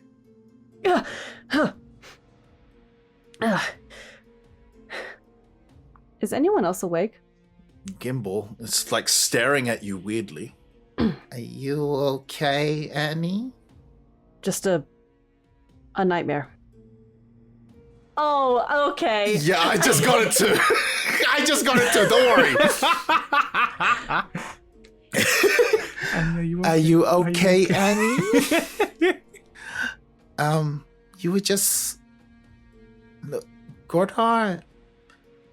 When you went to bed, Raynor started screaming. And then I went to sleep, and then Gordar started screaming, and I woke up. And now you were screaming in your sleep. It might just be the effects of actually camping out here in Matusia. Look, why don't you, continue sleeping? If it's all the same to you, I think I'll stay awake for now. I'm a bit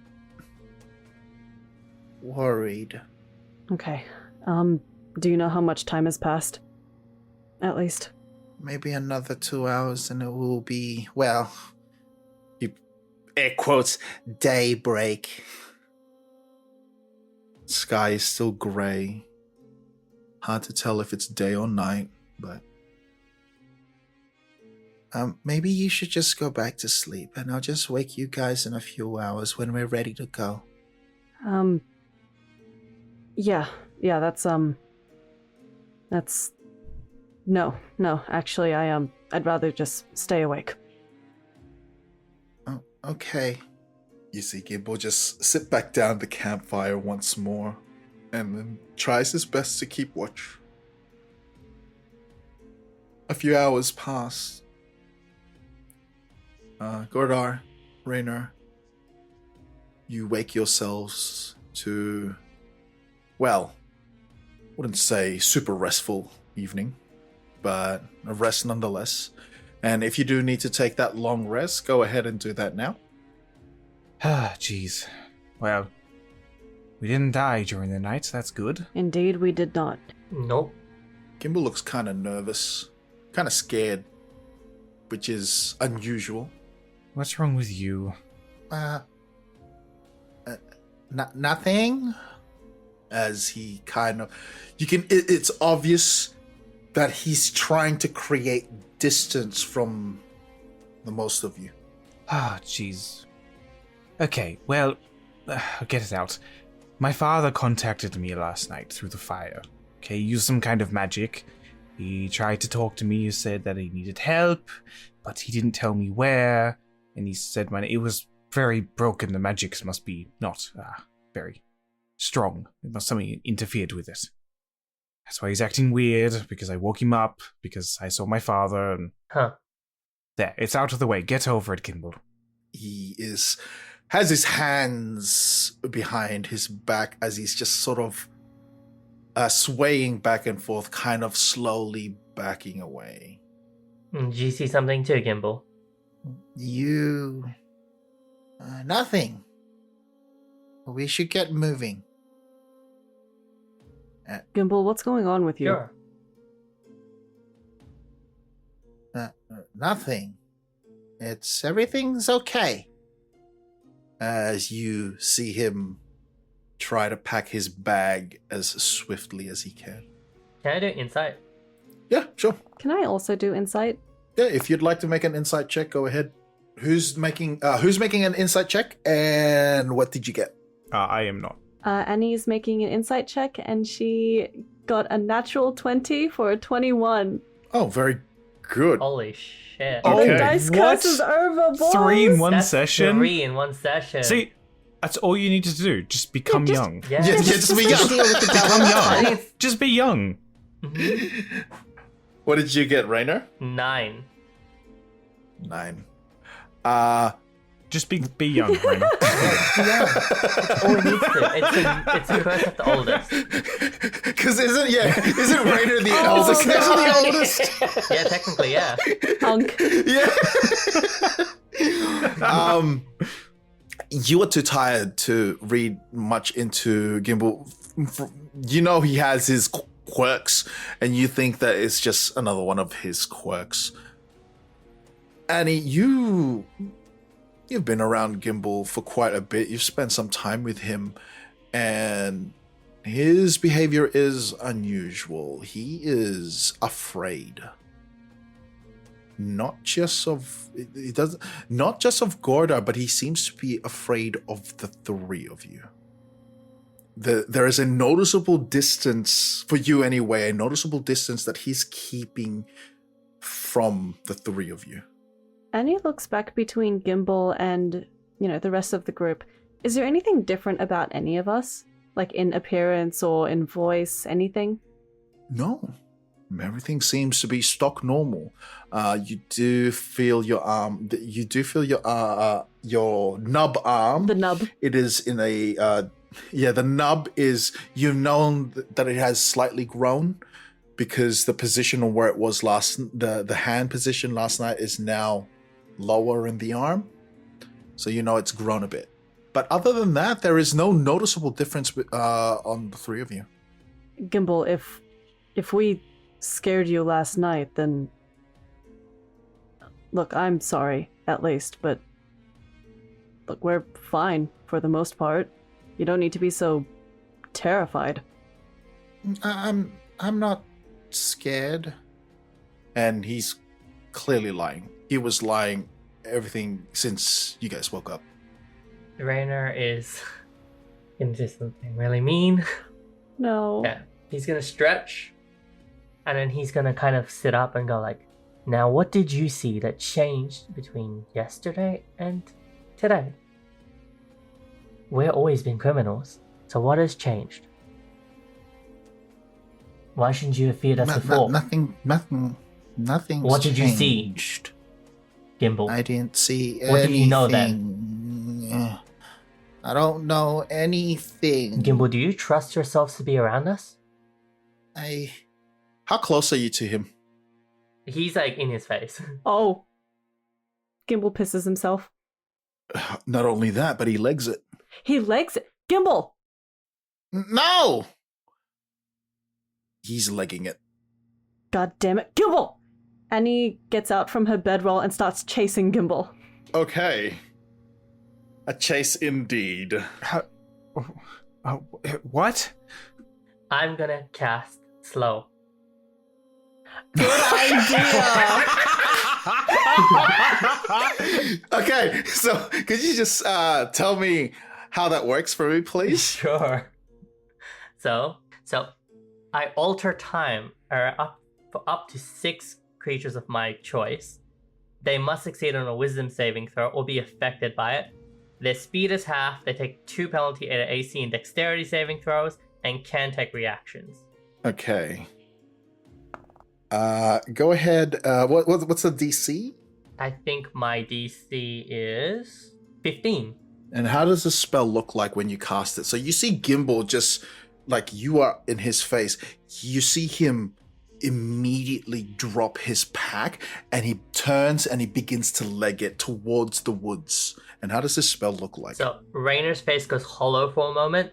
His eyes become it's almost like as if you're looking at a skeleton. His eyes kind of glow for a moment before he just kind of looks at you, and then just immediately your body would slow itself as if you've been weighted by something. Cool. So as you've cast the spell, Annie begins to run to chase after Gimbal, and as Gimbal is running, you see the effects of your spell take place, where he now moves quite slowly. What going on? As he's trying to run. And Annie, you catch up to him.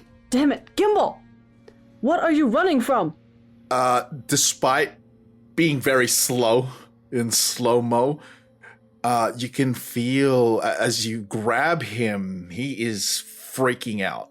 And you can just see fear in his eyes. What is going on with you? And Annie just, picks up Gimbal and just jogs back to the main camp. How long does this slow spell last on him? It only lasts a minute. Okay. So he's still sort of slow. You see Annie return with Gimbal at tow, and he is trying to thrash about, but it looks quite hilarious because he's said, kind of really slow, thrashing. Damn it, okay. Annie's Now don't try that again. Annie has a really, really strong grip on Gimbal's clothing. He will not run away. What is up with you, Gimbal? Just spit it out, just say it. Give me an intimidation or persuasion, your choice. I'll do persuasion. Oh, okay. So just really quick, before I got this dice roll, I was so close to landing a nat 1. I would have been really upset, but I got a 23. Not from a natural 20. Okay, so it would appear that you being younger does affect your dice roll, which is interesting. That I think raises its own issues. Let me get that out of the way first. You all tried to kill me last night. What? What? Raynor, shut up. What do you mean we tried to kill you? Gimbal, all of us were sleeping. He's crying. He is beginning to cry. You all woke up. And you all tried to kill me. And Look. and he tries to shake you off, Annie, for a bit. Look. And he takes off his tunic, and you can see welts, blood on his fur, on his chest, and also on his back. What? What? That doesn't make any sense, Gimbal. If one, for instance, if we wanted to kill you, you would be dead. And two, why would we want to do that? You always talked about killing me, and then you were going to do it last night. Oh, come on. Gimbal.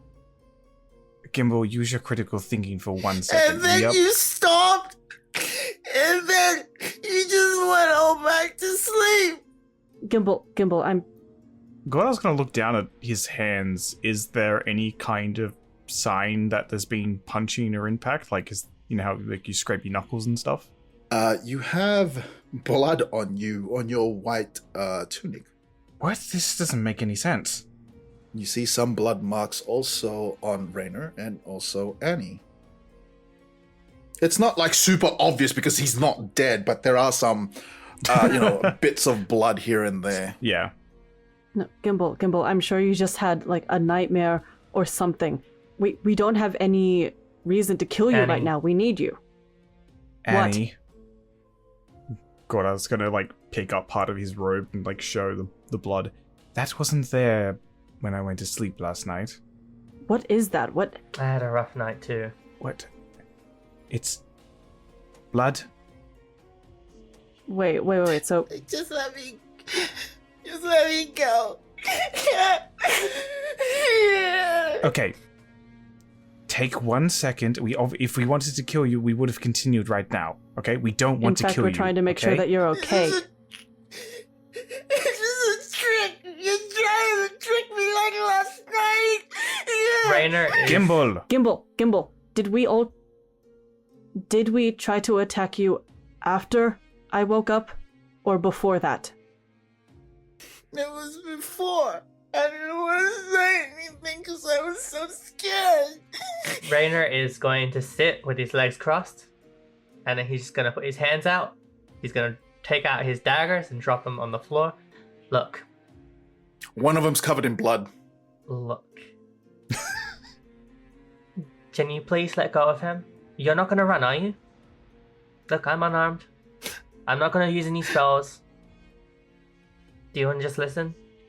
Can we talk this He's out? like, just trying to hold, well, as best as he can, trying to hold back the tears, but he's like crying. It's fine. I'm sorry. I don't remember what happened last night. For me, I saw the people from the Golden City, and they were there. They didn't say anything. I don't remember doing anything to you at all. I am very, very sorry. Look at me. I don't like saying this, but I am. I didn't intend on killing you. I don't intend on killing you. You guys know you just talking about killing me and hurting me. He's like, just trying his best not to go full, all ugly cry, but he's kind of there. We're all three of us don't really know how to deal with having to protect someone who our lives are dependent on. As a result, we might have tried to make a joke out of it, because if it wasn't a joke, then I think it would have made the reality that we had to protect someone other than ourselves more vicious. When you were free, we still brought you along, even though we were supposed to, but there's no leash on you. You're an equal. We have a deal with you. Like, we don't know how to protect you because we don't know how to protect anyone other than ourselves. I'm sorry that what happened last night happened to you. I can very much imagine it being terrifying.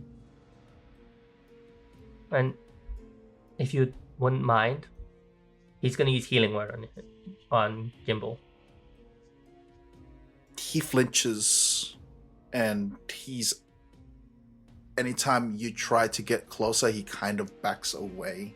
Luckily for him, he doesn't need to touch you. He's just gonna look at you. As you use your healing word, you see the wounds close up. Dry blood is still there on his shoulders, and also some of the welts have now gone on his chest. And he does seem to be better. As he turns around to put his shirt back on, you can see that on his back, dry blood is essentially caked onto his fur. A lot of the damage seems to be on his back, and judging by the dry blood, it looks like that there were several cuts that was made onto his back, at least close to 10 as far as you can guess. It looks like he was tortured, if anything. Gordar is going to subtle spell detect magic. So there's no showing that he's done this casting of the spell. So for the duration, you sense presence of magical effects within 30 feet of you. If you sense such effects, you can take the magic action to see the faint aura around it. And you can learn the school of magic. If it was made by a spell, and if an area bears magic.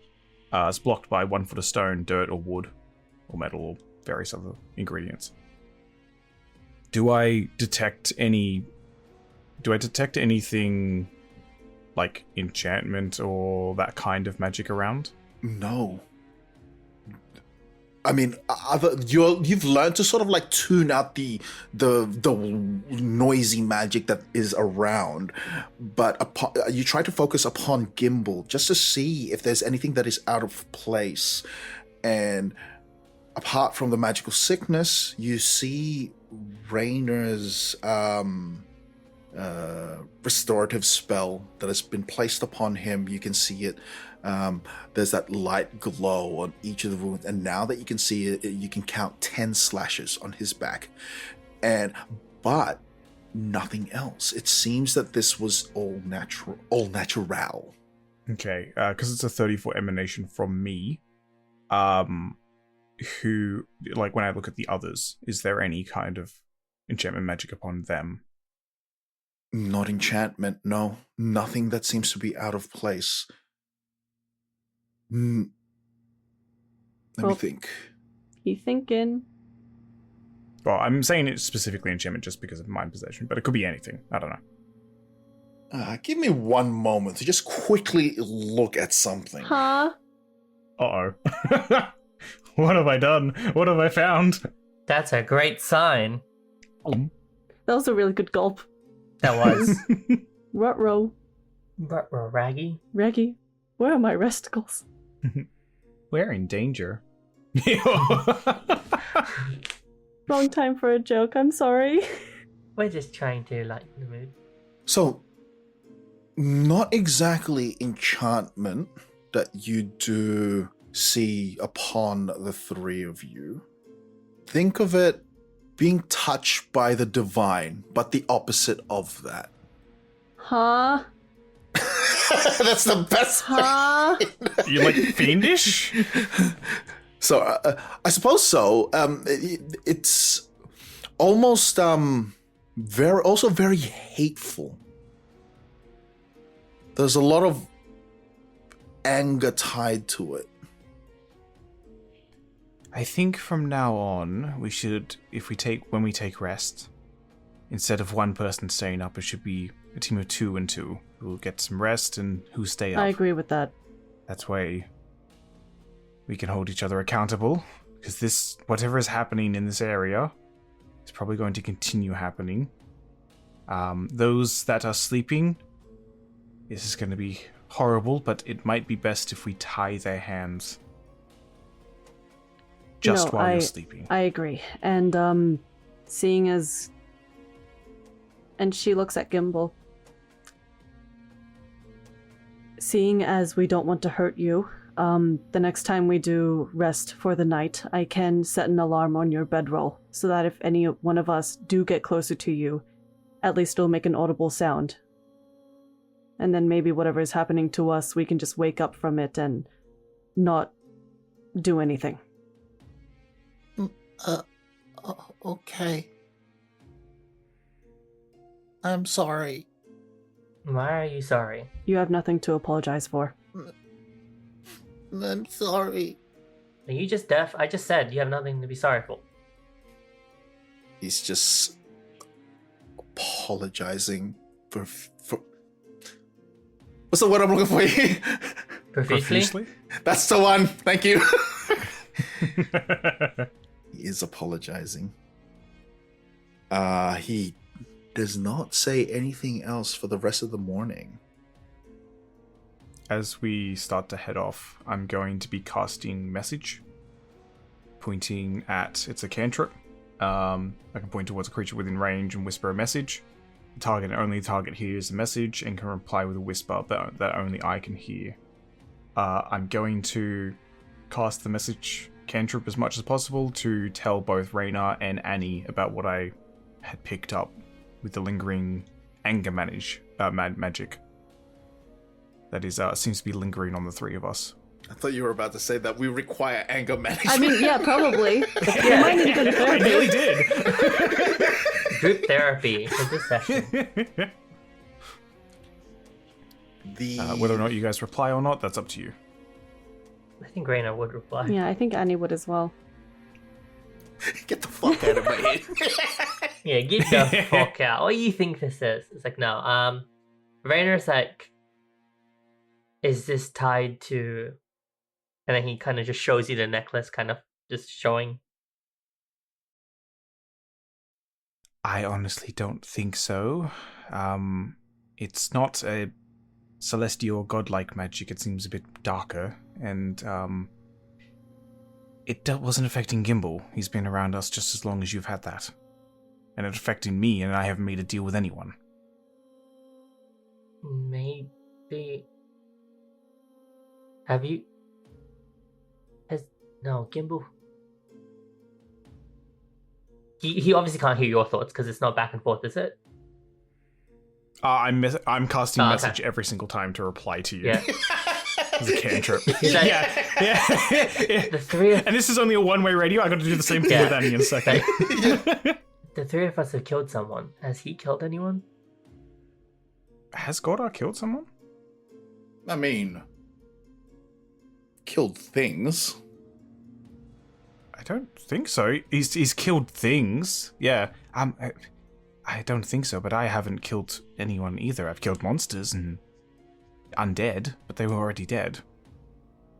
Are we further in the magical sickness than he is? I can't subtle... Oh, I can subtle spell. I'm going to subtle spell detect poison and disease while in the middle of this. To detect on the magical sickness again. 30-foot emanation from myself, I detect poison, poisonous creatures, contagions in each case.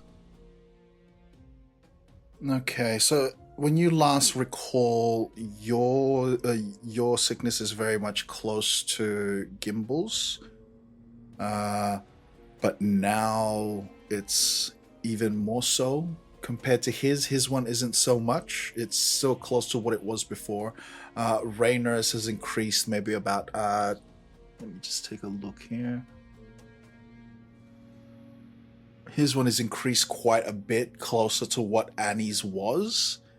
And Annie's one now is probably around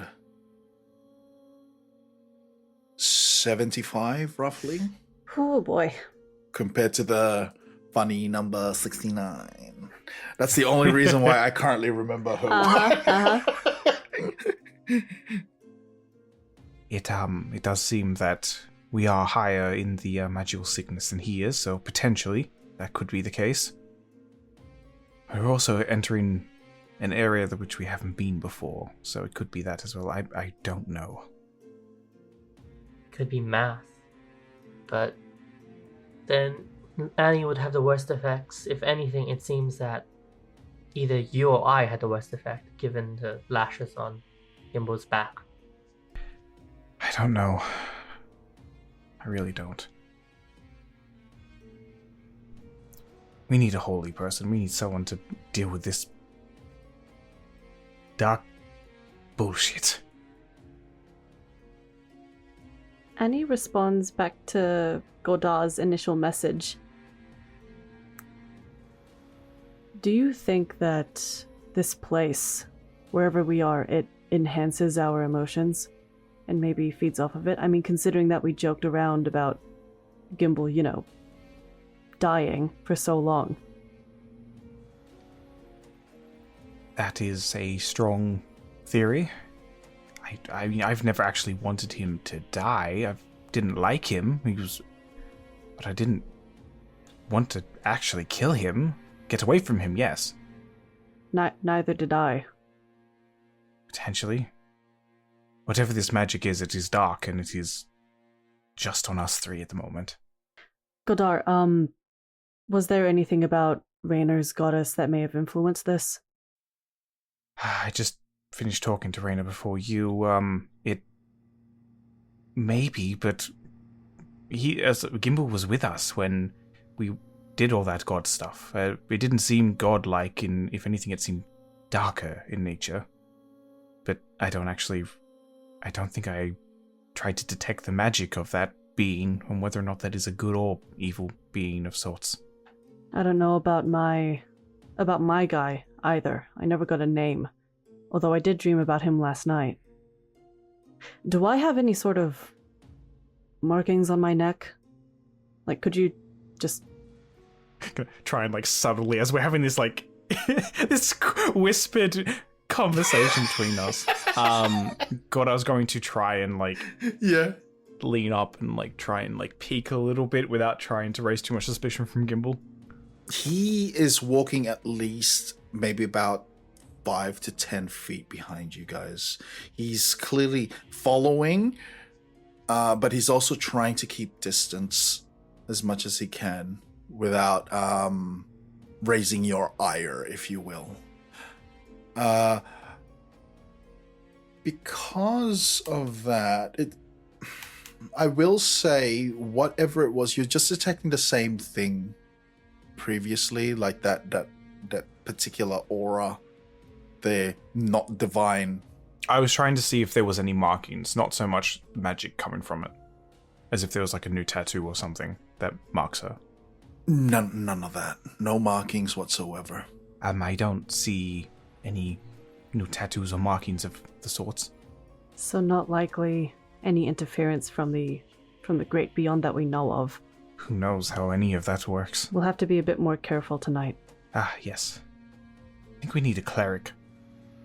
I think we need someone who can actually deal with this and remove curses and whatnot, because this is really getting out of hand. I think before anything we need a therapist. That too. As you all continue for the next few days, traveling on this road, the land changes this gradual change. So if you recall, with the City of Gold, there was flecks of gold here and there as it became more golden. The sky not darkens, but it has become more red. Oh, great. Blood rain again. The trees are now more bare, and the ground is giving off almost like this fleshy color. Ew. Yeah. You see some of the crystals as you've previously passed by, but most of it has growth at the bottom of it, almost a tumorous growth, and you see like veins sort of almost wraps around these crystals. The land as well seems to have that tumorous fleshy quality. And on the road as well, here and there, you will see the growth. It's very red. There's a light red mist that now carries on the air as you travel. On occasion, you'll see the road breaks off to smaller roads heading here and there, but as you're traveling through this road, you have been following old street signs that point towards Faldoon. And being, let's say it's the 5th day at this point of travel now, you all hear wheels on stone, like a cart. You hear ringing, well, not exactly ringing, but you just hear a cart on the road, not in a fast speed, but a gentle sort of motion. And as you look westward, you see one of the smaller roads, and you see a figure pushing a cart. And you can see all these baubles and whatnot hanging off the cart. And as he comes onto the main road, and he sees the 4 of you. Looks at you for a moment. And you see this man, this bulbous man, rotund of a man, wave at the 4 of you. Oh, it seems like he's already seen us. Well, can't run away. Travelers! Oh, great. He's made contact. Oh, that's even more concerning. Hello there. Hi. You see him adjust his cart and is beginning to move towards the 4 of you. I thought this place was deserted. Walk ahead a little bit. I thought so too. Well, let's just hope he doesn't try to eat us. Or marry us. Godar is gonna just be on your guard. Hello there. He approaches. Oh, hello. It has been a while since I've seen travelers on the road. And now, being this close to this man, there is a reason why he looks so round and rotund. Looking at him, he is a tiefling, but he has growths all over him. So, very bulbous here in the shoulder. You can see some parts almost pulsating. Oh, you all look so quite pretty. Forgive me. My name is Sokolov, traveler of, merchant, sellers of wares. Well, it is our pleasure to meet you. My name is Godar Sevrok. What do you, what brings you this way? We haven't seen anyone on the road before. There are few settlements around here. I travel here and there. They exchange goods for those who do not wish to travel this wasteland. But, oh, look at all of you. You are not from here, are you? We're visiting. Yes, we're just tourists. Hardly place to be touring, wouldn't you say?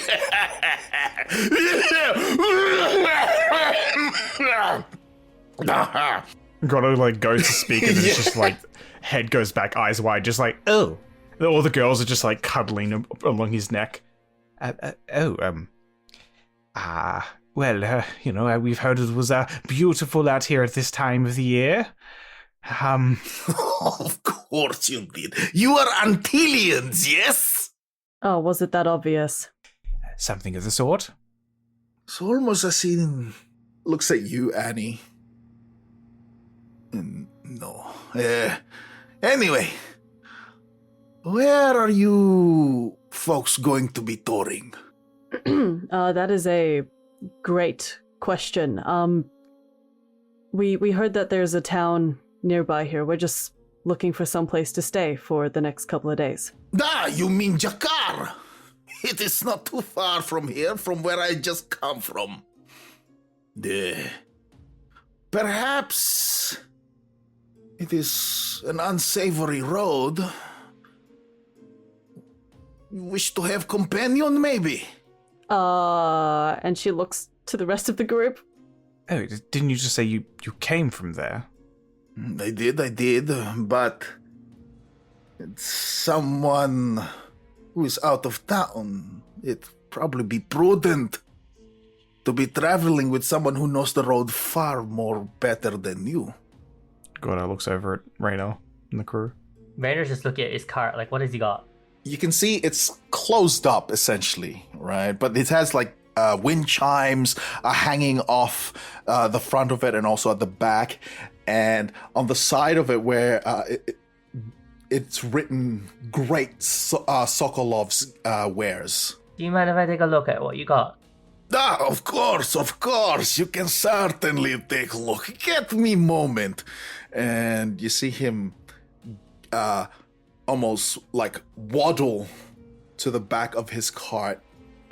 And you see him go in, and the sign that you see opens up. And you can see now that from where you're standing, you kind of peer in, and he has like all sorts of different plants that are just hanging off. You can see bottles behind him. You can see all sorts of wares and tchotchkes and whatnots and hoo-has. Perhaps you're looking for something more specific, friend. What have you got that would appeal to me, a man of my sensibilities? Oh, well, what sort of sensibilities that you have, good sir? Well, as a tourist in this lovely place, I'd want to make sure that me and mine are protected. Protection is quite important here. I see no weapons that neither of you carry. Perhaps some form of weaponry you're after. I would prefer maybe the less physical type of weaponry. Oh, I see. You, young lady, Looks over to you, Annie. that is interesting tool you have on your back there. Only ever seen it once. Yes, it is quite rare. Yes, I believe it was... Oh, what was her name?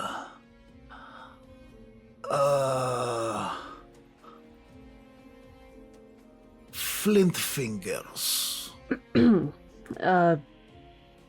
Yes, actually, this is a prototype of mine. Hold on a second. For you, friend, I have something. And you see him lower himself down his cart. And as he comes back up, rifle in hand. Do you know, I do have bone to pick with you. And that's where we're going to end it. We're getting Oh, robbed. shit. God damn it, Annie. You're welcome. If we kill him, we steal all his stuff. Exactly. And a cart. And a cart. Which one you all been asking for? Oh my god, yeah. I was literally about to, like, I have a perfume which gives me advantage on persuasion checks. Like, Gordar's literally turned around, pulled it out, just like, turn around to be like, well, yes, I can bargain with you. Oh, that's a gun. Uh-oh. Before we do head off, I would like to mention one small tiny detail. This cart of his that he has, you know, like those wandering salesman sort of cart sort of thing. He was carrying it on his own, just putting it out there.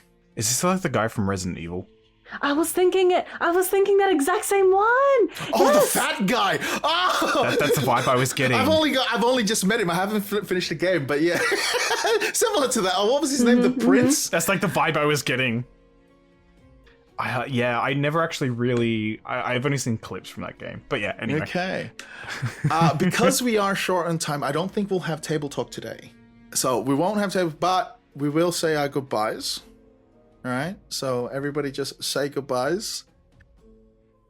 Goodbye, everybody. I hope you enjoyed that episode. And I'll catch you all later. Bye. Bye. Wish for them for therapy. Goodbye, good friends, goodbye. Have a good day. For tomorrow. Wait, we can't finish that song. Good night, Mrs. Okmonic, wherever you are. Who? Okay. You're mad when I don't do it. You're mad when I do it. There's just no satisfying you. Count us down, Rob.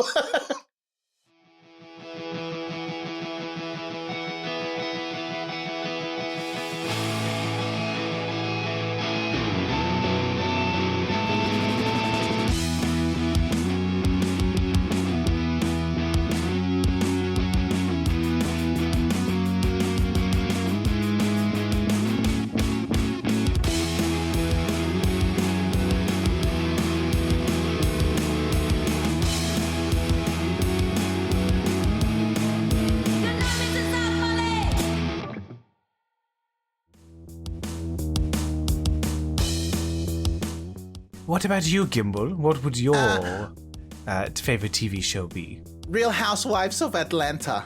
That's a pretty good one. You're such a normie.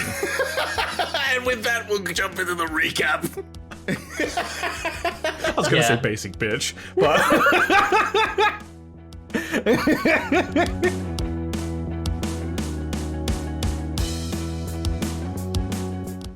Is that your stomach? Yeah, I'm hungry. Oh my god! It was your stomach. It was thunder. Oh, oh no, use that. For Was that every your time oh, okay. Just the. Okay, all right. It does look like it's about to storm, though. It's raining here. But anyway. It does.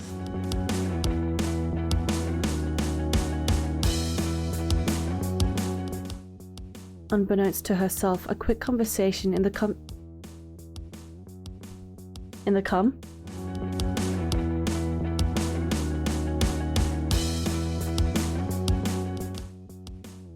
The invasive